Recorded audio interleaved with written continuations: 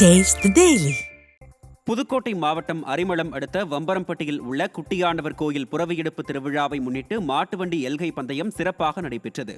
இதில் சிறிய மாடு, நடுமாடு, பெரிய மாடு என 3 பிரிவுகளின் கீழ் மாட்டுவண்டி போட்டி நடைபெற்றது. போட்டியில் புதுக்கோட்டை, மதுரை, தேனி உள்ளிட்ட மாவட்டங்களைச் சேர்ந்த 32 மாடுகள் கலந்து கொண்டு பந்தய தூரத்தை நோக்கி சீறி பாய்ந்து ஓடின. இந்த போட்டியை சுற்றுவட்டார கிராமங்களைச் சேர்ந்த ஏராளமான மக்கள் கண்டு ரசித்தனர்.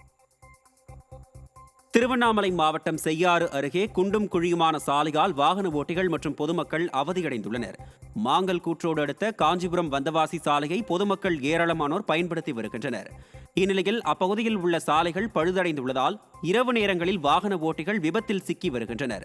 எனவே விடியா திமுக அரசின் நெடுஞ்சாலைத்துறை அதிகாரிகள் உரிய நடவடிக்கை எடுக்க வேண்டும் என பொதுமக்கள் வலியுறுத்தியுள்ளனர். நீலகிரி மாவட்டத்தில் கடந்த சில நாட்களாக பெய்து வந்த மழையால் உதகை அரசு தாவரவியல் பூங்காவில் சுற்றுலா பயணிகள் குறைந்து காணப்பட்டனர். நீலகிரி மாவட்டத்தில் கடந்த வாரம் முதல் தென்மேற்கு பருவமழை கடந்த 5 நாட்களாக பெய்தது. இதன் காரணமாக வார விடுமுறை நாளில் உதகை அரசு தாவரவியல் பூங்காவில் சுற்றுலா பயணிகள் கூட்டம் வெகுவாக குறைந்து காணப்பட்டது. அதனால் சுற்றுலா பயணிகளை நம்பியுள்ள வியாபாரிகள் தங்களது வாழ்வாதாரம் பாதிக்கப்பட்டுள்ளதாக தெரிவித்தனர். கிருஷ்ணகிரி மாவட்டம் மூத்தங்கரை அருகே சேதமடைந்த அரசு பள்ளியை சீரமைத்து தருமாறு பொதுமக்கள் கோரிக்கை விடுத்துள்ளனர். நொச்சிப்பட்டி ஊராட்சிக்கு உட்பட்ட ஊனாம்பாளையம் பகுதியில் பழமை வாய்ந்த அரசு தொடக்கப்பள்ளி செயல்பட்டு வருகிறது. இப்பள்ளியில் மேற்கூரைகள் பெயர்ந்தும் தரைத்தளம் சிதிலமடைந்தும் காணப்படுவதால் மாணவர்கள் அவதியடைந்துள்ளனர். விடியா அரசின் அதிகாரிகளிடம் பலமுறை புகார் அளித்தும் எந்த நடவடிக்கையும் எடுக்கவில்லை என பெற்றோர்கள் குற்றம் சாட்டியுள்ளனர். விடியா திமுக ஆட்சியில் அரசு பள்ளிகளின் நிலை பரிதாபமான நிலையில் உள்ளன. அரசு பள்ளிகளுக்கு தேவையான அடிப்படை வசதிகளை விடியா திமுக அரசு செய்து தர வேண்டும் என சமூக ஆர்வலர்கள் கோரிக்கை விடுத்துள்ளனர். வணக்கம், எனது பெயர் லெனின். விவசாய தொழிலாளர் சங்கத்தில் பணியாற்றி வருகிறேன். நொச்சிப்பட்டி ஊராட்சி ஊனாம்பாளையம் ஊராட்சி ஒன்றிய துவக்கப்பள்ளி கட்டப்பட்டு ஒரு 5 ஆண்டு காலம் ஆகியிருக்கிறது.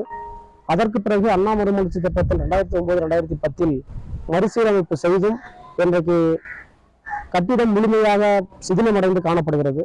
குழந்தைகள் 50க்கும் மேற்பட்ட மாணவர்கள் படித்து வருகிறார்கள். சரியான கழிப்பிட வசதி என்பது இங்கு இல்லை. ஒரே ஒரு வகுப்பறை, 2 வகுப்பறை கொண்ட கட்டிடத்தில் இயங்கி இருக்கிறது. இப்படிப்பட்ட சூழலில் மழைக்காலம் வருகிற போது அரசு முன்னெச்சரிக்கை நடவடிக்கையாக மாணவர்களுக்கு செய்கின்ற வகையில் உடனடியாக ஆய்வு செய்து இந்த பள்ளிக்கு கட்டிடத்தை கட்டுவதற்கு விரைந்து நடவடிக்கை எடுக்க வேண்டும். மாணவர்களின் வாழ்வாதாரத்தை பாதுகாத்திட வேண்டும். அது மட்டுமில்லாமல் மாணவர்களை பாதுகாக்கின்ற வகையில் சுற்றுச்சுவர் என்பதை கட்டித்தந்து இந்த பகுதியில் ஒரு பெரிய வளர்ச்சிக்கு வித்திடுமாறு அரசுக்கு கோரிக்கை வைக்கிறோம். தூத்துக்குடி அனல் மின் நிலையத்தில் பராமரிப்பு பணிக்காக 2வது யூனிட்டில் 45 நாட்கள் மின் உற்பத்தி நிறுத்தப்பட்டுள்ளது. தூத்துக்குடி அனல் மின் நிலையத்தில் 5 யூனிட்டுகள் மூலம் 1050 மெகாவாட் மின்சாரம் உற்பத்தி செய்யப்படுகிறது. தற்போது காற்றாலை மூலம் மின்சாரம் உற்பத்தி அதிகரித்து வருவதால் தூத்துக்குடி அனல் மின் நிலையத்தில் பராமரிப்பு பணிக்காக 2வது யூனிட் மின் உற்பத்தி நிறுத்தம் செய்யப்பட்டுள்ளது. 45 நாட்கள் மின் உற்பத்தி நிறுத்தம் செய்து வைக்கப்பட்டுள்ளதால் நாளொன்றுக்கு 210 மெகாவாட் மின்சார உற்பத்தி பாதிக்கப்பட்டுள்ளது. திண்டுக்கல் மாவட்டம் கொடைக்கானல் மற்றும் அதன் சுற்றுவட்டார பகுதிகளில் 1 மணி நேரத்திற்கும் மேலாக மிதமான மழை பெய்தது. குறிப்பாக பேருந்து நிலையம், அப்சர்வேட்டரி, அண்ணா சாலை, ஏரி சாலை உள்ளிட்ட பகுதிகளில் கருமேகங்கள் திரண்டு பெய்த மழையால் கொடைக்கானல் நகரில் இருள் சூழ்ந்து குளிர்ச்சியான சீதோஷ்ண நிலை நிலவியது.